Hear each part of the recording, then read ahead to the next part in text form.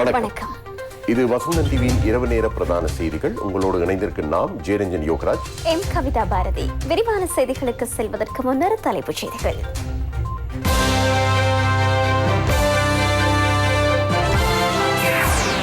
Corona மற்றும் ஊரடங்கு மத்தியில் கண்டி பெரஹர வெற்றிகரமாக நிறைவு. மக்கள் தொகையில் 155% தடுப்பூசியின் முதலாவது டோஸ் செலுத்தப்பட்டுள்ளது. தடுப்பூசி பெறாத 60 வயதுக்கு மேற்பட்டோர் தொடர்பில் கணக்கெடுப்பு. கொரோனா மரணங்களுக்கான காரணத்தை கண்டறிந்தது இலங்கை. ஊரடங்கு காலத்துக்கான 2000 ரூபாய் கொடுப்பனவு வழங்கும் நடவடிக்கை ஆரம்பம். வைத்தியரை வேறு உலகுக்கு அனுப்ப முயற்சித்த ரிஷாட் தொடர்பில் விரிவான விசாரணைகள். ஆயிரக்கணக்கான ஆப்கான் பிரஜைகள் நாட்டை விட்டு வெளியேற முயற்சி. காபூல் விமான நிலையம் ராணுவ மைதானமாகிறது.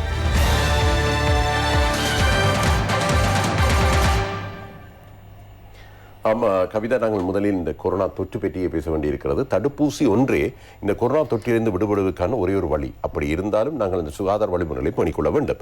ஜனாதிபதி கோட்டாபய ராஜபக்ச அவர்கள் சில தினங்களுக்கு முன்னர் நாட்டு மக்களுக்கு ஆற்றிய உரையிலே தெரிவித்தார், இந்த மாத இறுதிக்குள், அதாவது ஆகஸ்ட் 31ஆம் தேதி அளவிலே 30 வயதுக்கு மேற்பட்ட 81% 2 டோஸ்களும் வழங்கப்படும் என்றும், செப்டம்பர் மாதம் 10ஆம் தேதி அளவிலே 100% அதாவது 30 வயதுக்கு மேற்பட்ட 100% அந்த தடுப்பூசிகள் வழங்கப்படும் என்று. அது ஒரு விடயம்.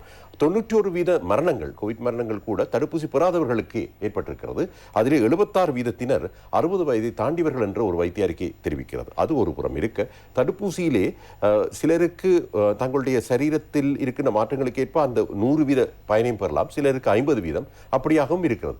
இந்தியாவிலே அறிமுகப்படுத்தப்பட்டுள்ள DNA வேக்சின் என்ற தடுப்பூசி எல்லோருக்கும் சம அளவிலே அந்த எதிர்ப்பு சக்தியை வழங்குகிறது. 65% எதிர்ப்பு சக்தியை கொண்டதாக அது அமைந்திருக்கிறது. அது ஒரு பரிச்சாத்த நிலையில் இருக்கிறது. அந்த நிலையில் தான் நாங்கள் இந்த செய்தியை இன்று தருகிறோம்.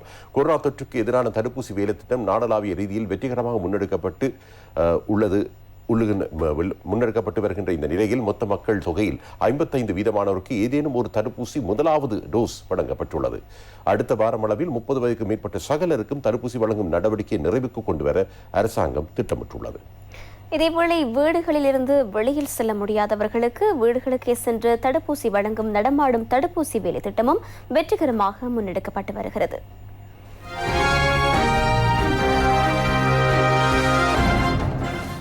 கொரோனா தொற்றை ஒழிப்பதற்கென இலங்கையில் கோவிட் தடுப்பூசி வேலை திட்டம் கடந்த ஜனவரி மாதம் 29ஆம் தேதி ஆரம்பிக்கப்பட்டது.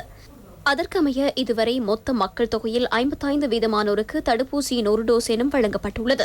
தடுப்பூசியின் 2 டோஸ்களும் 25% வழங்கப்பட்டுள்ளது. 30 வயதிற்கு மேற்பட்ட 11.5 மில்லியன் பேரில் குறித்த சகலருக்கும் அடுத்த மாதம் முதல் வாரம் அளவில் தடுப்பூசியின் 2 டோஸ்களையும் வழங்கி அவர்களுக்கான தடுப்பூசி திட்டத்தை நிறைவுக்கு கொண்டுவர அரசாங்கம் எதிர்பார்த்துள்ளது.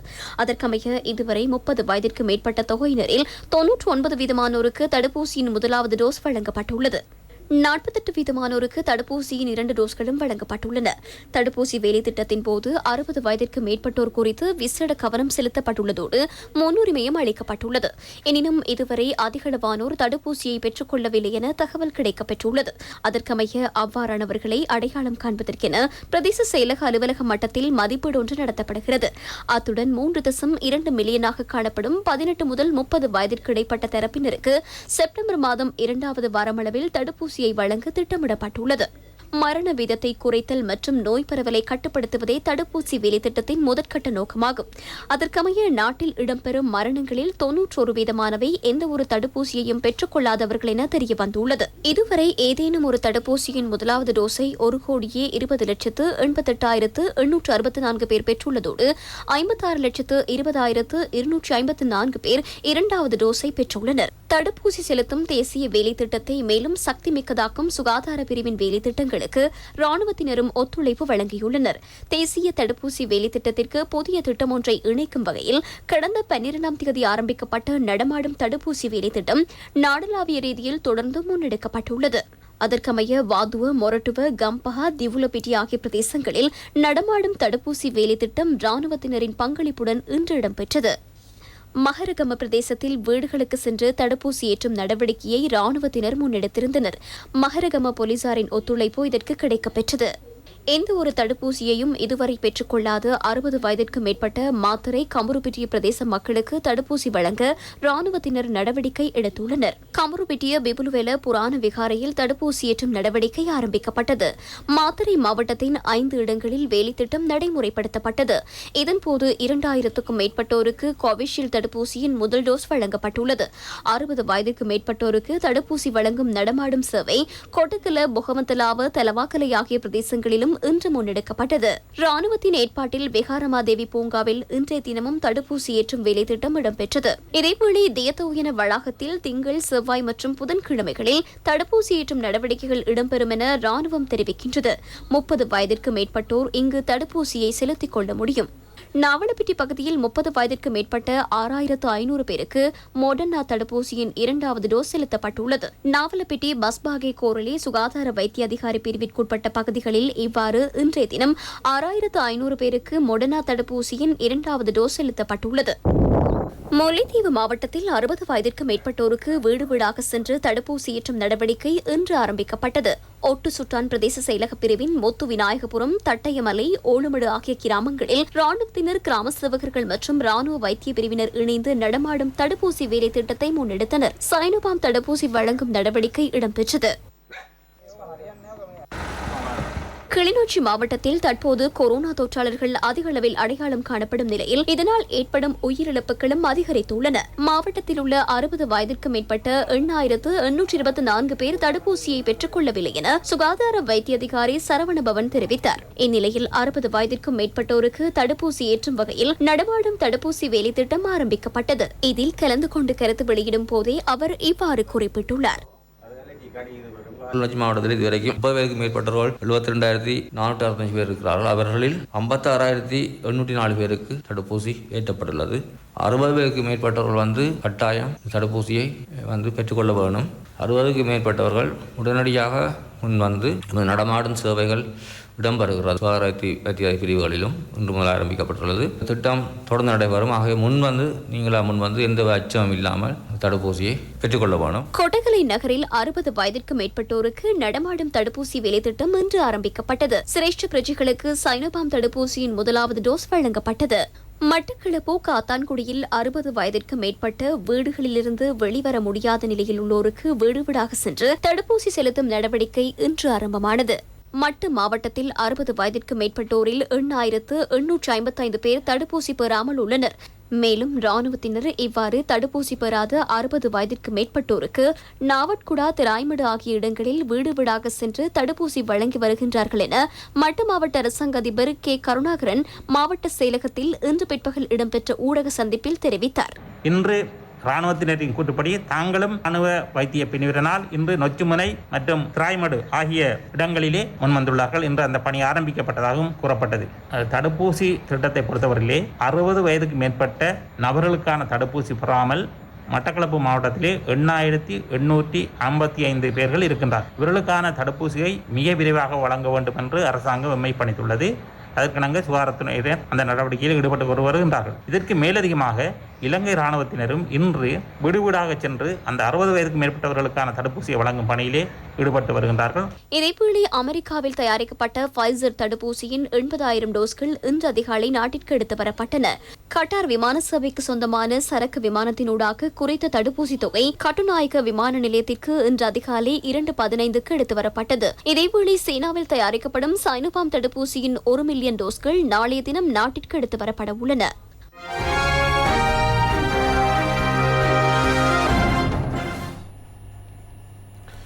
கொரோனா தொற்றாளர் ஒருவர் நியூமோனியா நிலைக்கு உள்ளாகுவதற்கு முன்னர் நுரையீரலில் ஏற்படும் பிரச்சனைகளே மரணத்துக்கு காரணம் என கண்டறியப்பட்டுள்ளதாக சுகாதார பிரிவு தெரிவிக்கின்றது. இது குறித்து முதல் தடவையாக இலங்கையே அடையாளம் கண்டுள்ளது. கொரோனா தொற்றுக்குள்ளாகி சிகிச்சை பெற்று வந்த 18,769 பேர் நேற்றைய தினம் பூரண குணமடைந்துள்ளதாக சுகாதார பிரிவு உறுதிப்படுத்தியுள்ளது. இதேவேளை இன்றைய தினம் இதுவரை 3,223 பேர் கொரோனா தொற்றாளர்களாக அடையாளம் காணப்பட்டுள்ளதாக COVID-19 பரவலை தடுக்கும் தேசிய செயற்பாட்டு மத்திய நிலையம் தெரிவித்துள்ளது. கோவிட் தொற்றாளர்களின் நுரையீரலில் ஏற்படும் பிரச்சனைகள் தொடர்பில் தேசிய தொற்று நோய் ஆய்வு பிரிவு மற்றும் கொழும்பு கிழக்கு ஆதார வைத்தியசாலையின் விசேட நீதிமன்ற வைத்தியர் சன்ன பரேரா தெளிவுபடுத்தினார். நியூமோனியா 90s நிலையின் போது நுரையீரலில் பல பிரச்சனைகள் ஏற்படுகின்றன.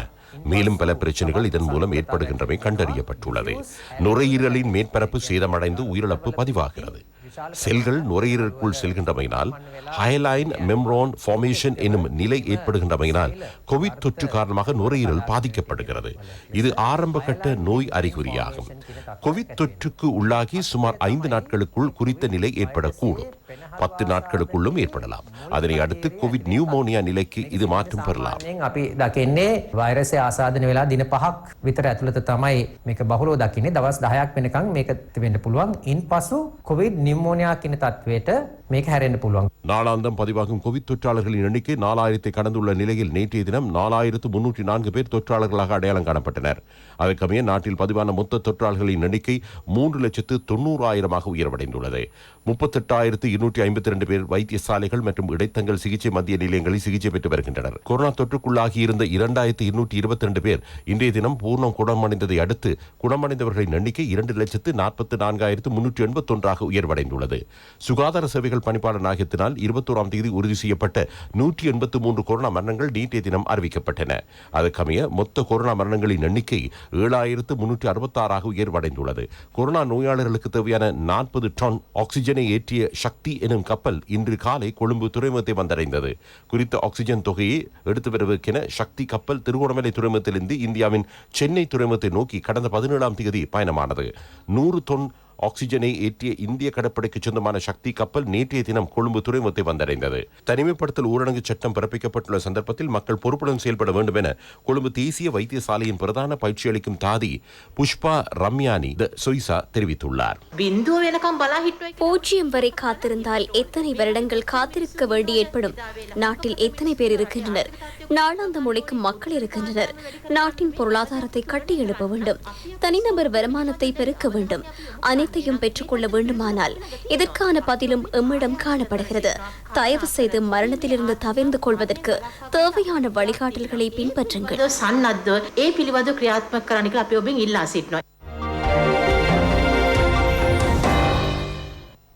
COVID-19 நிதியத்திற்கு அமைச்சரவை அமைச்சர்களின் ஆகஸ்ட் மாத சம்பளத்தை வழங்க தீர்மானிக்கப்பட்டுள்ளது.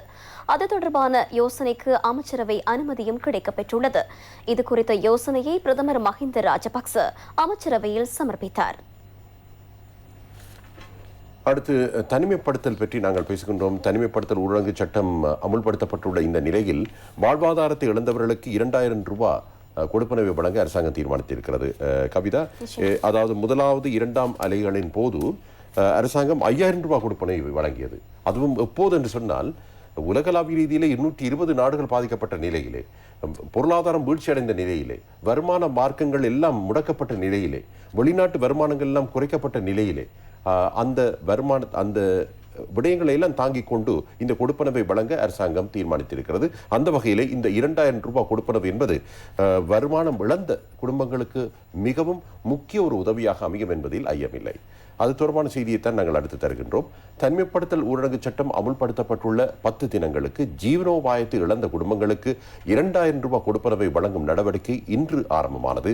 இதேவேளை நடமாடும் வர்த்தகத்தில் ஈடுபடுவோர் வர்த்தக நடவடிக்கைகளின் போது தடுப்பூசி அட்டைகளை தம்பசம் வைத்திருக்க வேண்டியது கட்டாயம் என கொழும்பு மாவட்ட செயலாளர் தெரிவித்தார். தனிமைப்படுத்தல் சட்டத்திட்டங்களை மீறியமை தொடர்பில் கடந்த 24 மணி நேரத்தில் 502 பேர் கைது செய்யப்பட்டுள்ளதாக போலீசார் தெரிவிக்கின்றனர். அதற்கமைய தனிமைப்படுத்தல் சட்டத்தை மீறியவர்கள் தொடர்பில் இதுவரை 56,796 பேர் கைது செய்யப்பட்டுள்ளனர். இதேவேளை மேல் மாகாணத்துக்குள் நுழையும் மற்றும் வெளியேறும் 13 இடங்களில் அமைக்கப்பட்டுள்ள வீதி தரைகளில் நேற்றைய தினம் வாகனங்கள் பரிசோதனைக்கு உட்படுத்தப்பட்டன. இதன்போது சரியான அனுமதி பத்திரங்கள் இல்லாமல் வருகை தந்த நபர்கள் எச்சரிக்கப்பட்டு போலீசாரினால் திருப்பி அனுப்பி வைக்கப்பட்டனர். எவ்வாறெனினும் இன்றைய தினம் அதிகளவான வாகனங்கள் கொழும்புக்குள் நுழைவதை காணக்கூடியதாக இருந்தது.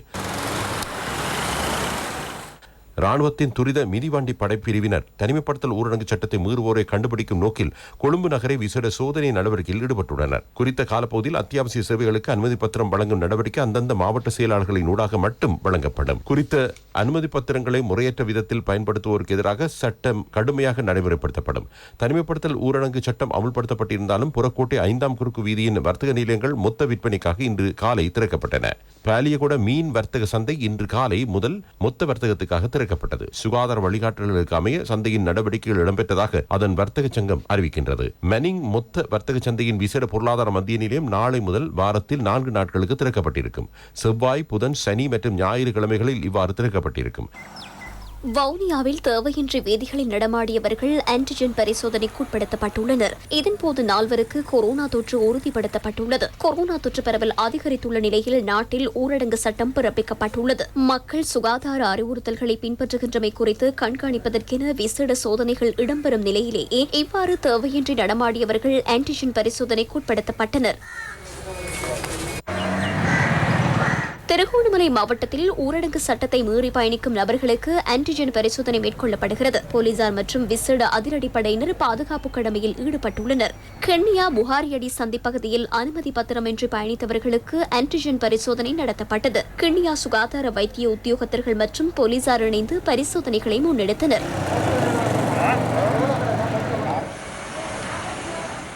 அம்பாறை மாவட்டத்திலும் ஊரடங்கு சட்டத்தை மீறி வீதிகளில் பயணிக்கும் நபர்களுக்கு ஆன்டிஜென் மற்றும் PCR பரிசோதனைகள் நடத்தப்பட்டன.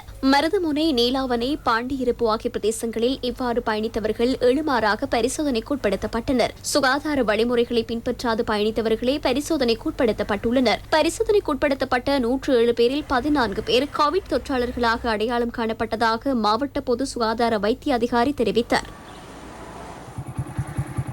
அம்பாறை மாவட்டத்தில் தனிமைப்படுத்தல் ஊரடங்கு சட்டம் அமலில் உள்ள காலப்பகுதியில் மக்களுக்கு தேவையான அத்தியாவசிய பொருட்கள் தடையின்றி வழங்கப்படுகின்றன. சமையல் எரிவாயு உள்ளிட்ட பொருட்களின் விநியோகமும் இடம்பெற்றதாக எமது செய்தியாளர் தெரிவித்தார்.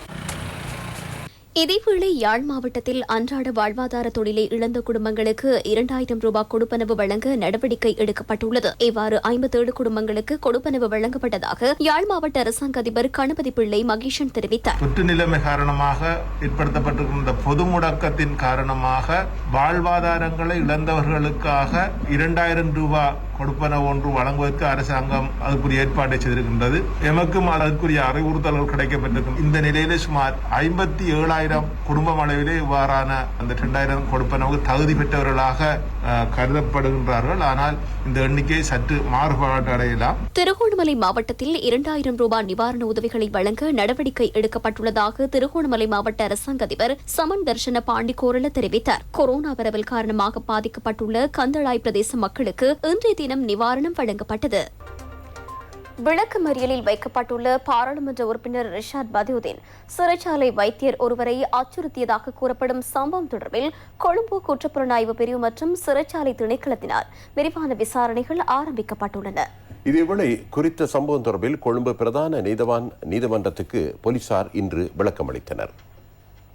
பாராளுமன்ற உறுப்பினர் ரிஷாட் பதியுதீன் சந்தேக நபராக கொழும்பு மெகசின் சிறைச்சாலையில் தடுத்து வைக்கப்பட்டுள்ளார். அவர் சிகிச்சை பெறுவதற்கென அங்குள்ள டிஸ்பென்சரிக்குள் சென்ற சந்தர்ப்பத்தில் அதன் வைத்தியர் ஒருவருக்கு மரண அச்சுறுத்தல் விடுத்துள்ளார். கடந்த 15ஆம் தேதி தமது பணியை முன்னெடுத்திருந்த சந்தர்ப்பத்திலேயே பாராளுமன்ற உறுப்பினர் இவ்வாறு திட்டி அச்சுறுத்தியதாக வைத்தியரான பிரியங்க இந்துனில் புபுலேவத்த கடந்த 21ஆம் தேதி பொரலை போலீஸ் நிலையத்தில் முறைப்பாடு செய்துள்ளார். கோவிட் தொற்று நிலைமைக்கு அமைய நோயாளிகளை அழைக்கும் முறைக்கு மாற்றாக பாராளுமன்ற உறுப்பினர் வருகை தந்த சந்தர்ப்பத்தில் அது குறித்து அவருக்கு தெரிவித்த போது பாராளுமன்ற உறுப்பினர் திட்டி அச்சுறுத்தியதாக வைத்தியர் தெரிவித்துள்ளார். நீ பெரிய வைத்தியரா? இப்போது எனது வைத்திய நண்பர் ஒருவருக்கு அழைப்பை ஏற்படுத்தி வரவழைக்க முடியும். எனது வேலையை செய்ய நீ தேவையில்லை. உனக்கு தெரியாதா நான் என்ன செய்துவிட்டு இங்கு வந்தேன் என்று? உன்னை வேறு உலகுக்கு அனுப்பவும் முடியும். ஒரு மணித்தியாலத்துக்குள் மாற்றம் செய்யவும் முடியும். நீ அதிக பிரசங்கித்தனமாக செயல்பட்டால் வீதியில் செல்லும் போது உன்னையும் உனது காரையும் சாம்பலாக்க முடியும். அதை நன்றாக தெரிந்து கொள். அப்போது உனது மனைவிக்கு கணவனும் பிள்ளைகளுக்கு தகப்பனும் இல்லாமல் போகும். நீ தெரிந்து கொள், நான் ரிஷாட் பதியுதீன். அதற்கமைய மேல்மாகாண சிரேஷ்ட பிரதி போலீஸ் மாதிபரின் ஆலோசனைகளுக்கமைய கொழும்பு குற்றப்புலனாய்வு பிரிவு சம்பவம் தொடர்பான விசாரணைகளை நேற்று ஆரம்பித்தது. மேலதிக விசாரணைகளுக்காக குறித்த வைத்தியர் நேற்றைய தினம் கொழும்பு குற்றப்புலனாய்வு பிரிவுக்கு அழைக்கப்பட்டு வாக்குமூலம் பெறப்பட்டுள்ளது. குறித்த வைத்தியர் அடுத்த நாள் சிறைச்சாலை வைத்தியசாலையின் பிரதான வைத்திய அதிகாரிக்கு இதுகுறித்து முறைப்பாடு செய்துள்ளார். இதேவேளை விளக்கமறியலில் வைக்கப்பட்டுள்ள முன்னாள் அமைச்சர் ரிஷாட் பதியுதீன் வைத்தியருக்கு ஏன் மரண அச்சுறுத்தல் விடுத்தார் என்ற சம்பவம் தொடர்பில் விளக்கமறியலில் வைக்கப்பட்டுள்ள சிறை கைதி ஒருவரிடம் விசாரித்து வாக்குமூலம் பெற்றுக் கொள்ளுமாறு கொழும்பு நீதவான் நீதிமன்றம் கொழும்பு குற்றப்புலனாய்வு பிரிவிற்கு இன்று உத்தரவிட்டது. கொழும்பு குற்றப்புலனாய்வு பிரிவு விடுத்த கோரிக்கையை ஏற்றுக்கொண்டதை அடுத்து கொழும்பு மேலதிக நீதவான் ரஜிந்திரா ஜெயசூரிய குறித்த உத்தரவை பிறப்பித்துள்ளார். முறைப்பாட்டை மேற்கொண்ட வைத்தியர் மெகசின் சிறைச்சாலையில் வைத்திய மத்திய நிலையத்தில் பணிபுரிவதோடு தொற்று நிலைமை காரணமாக சிறை கைதிகளை தமது அறைக்குள் அனுமதிக்கவில்லை என தெரிவித்துள்ளார். சிகிச்சை மத்திய நிலையத்திற்கு சந்தேக நபரான ரிஷாட் பதூதீன் உள்நுழைந்த சந்தர்ப்பத்தில் வெளியில் நிற்குமாறு வைத்தியர் அறிவித்ததை அடுத்தே இவ்வாறு மரண அச்சுறுத்தல் விடுத்துள்ளதாக போலீசார் நீதிமன்றத்தில் தெரிவித்தனர். வைத்தியரின் உதவியாளராக சிறை கைதி ஒருவர் செயற்படுவதோடு அவரை நீதிமன்றத்திற்கு அழைத்து வாக்குமூலம் ஒன்றை பெற்றுக் கொள்ள வேண்டும் என கொழும்பு குற்றப்புலனாய்வு பிரிவு நீதிமன்றத்திற்கு அறிவித்தது. வாக்குமூலம் பெறுவதற்கென குறித்த கைதியை எதிர்வரும் 25ஆம் தேதி நீதிமன்றத்தில் ஆஜர்படுத்துமாறு மேலதிக நீதவான் சிறைச்சாலை அத்தியட்சகருக்கு உத்தரவிட்டார்.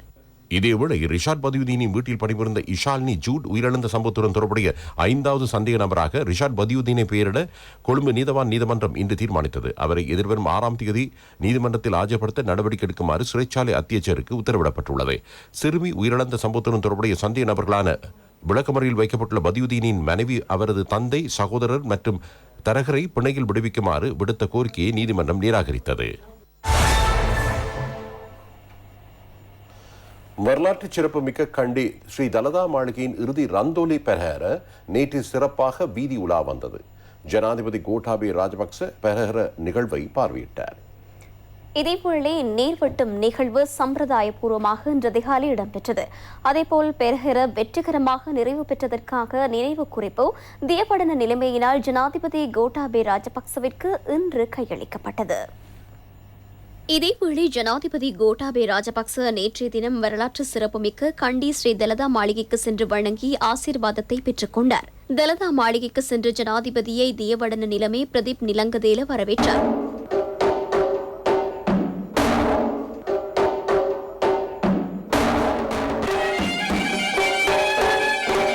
அதனையடுத்து மத அனுஷ்டானங்களில் ஈடுபட்ட ஜனாதிபதி கோட்டாபய ராஜபக்ச ஆசீர்வாதத்தை பெற்றுக் கொண்டார்.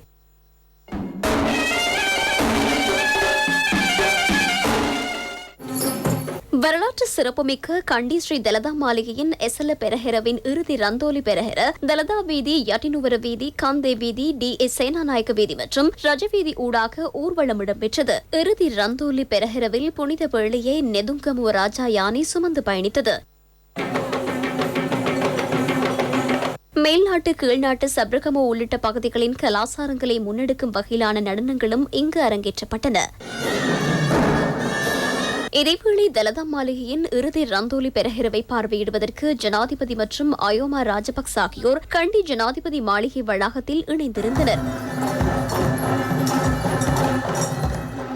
பின்னர் கண்டி எசல மகா பெரேர உற்சவத்தின் முக்கிய நிகழ்வான நீர்வட்டும் நிகழ்வும் பூரண சம்பிரதாயங்களுக்கு அமைய இன்று அதிகாலை 5 மணிக்கு கட்டம்பே மகாவலி ஆற்றில் இடம்பெற்றது. நீர்வட்டின் பின்னர் பெரஹர ஊர்வலம் மீண்டும் தேவாலயத்தை நோக்கி வருகை தந்து சமய வழிபாடுகள் இடம்பெற்று பிற்பகல் 1:42 மணிக்குள்ள சுப வேளையில் பகல் பெரஹர ஆரம்பமாகியது. குறித்த பெரஹர DS சேனாநாயக்க வீதி, தேவ வீதி மற்றும் ரஜவீதியூடாக தலதா மாளிகையின் வளாகத்திற்கு சுப நேரத்தில் வருகை தந்தது. குறித்த பெரஹர நிறைவடைந்ததன் பின்னர் கண்டி எசல பெரேரா நிகழ்வை வெற்றிகரமாக நிறைவடைந்ததை எடுத்துக்காட்டும் குறிப்பு தியப்படன நிலைமை பிரதீப் நிலங்கதேலவினால் ஜனாதிபதி கோட்டாபய ராஜபக்சவுக்கு கையளிக்கப்பட்டது. அதனையடுத்து பெரஹர நடவடிக்கைகள் நிறைவடைந்தன.